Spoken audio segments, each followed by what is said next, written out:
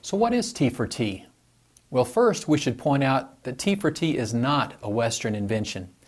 T for T grew out of the ministry of a Chinese-American missionary working in Asia named Ying.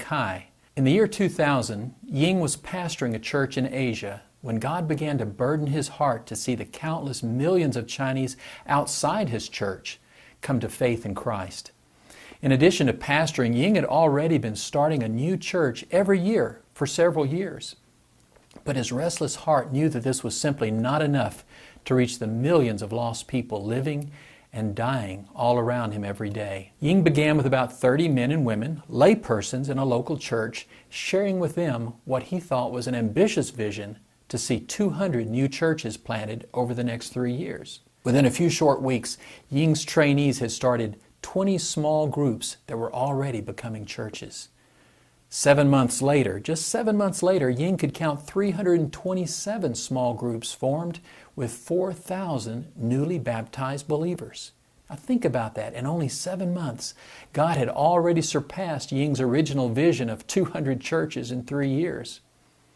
By the end of the first year, the movement counted 908 new house churches with more than 12,000 newly baptized members. The following year saw 3,535 new churches formed with more than 50,000 baptisms. Well, you can imagine the skepticism that accompanied numbers like these. So the next year, a research assessment team investigated what was rapidly becoming the fastest growing church planting movement in the world. What they discovered was that rather than exaggerating the numbers, Ying had actually been underreporting his numbers by as much as 40%. Some of the churches they found had reproduced themselves 17 times in only a year and a half.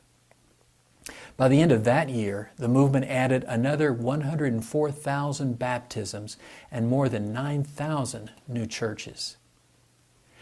Despite persecution, disease outbreaks, and many spiritual attacks, the movement has continued its remarkable growth.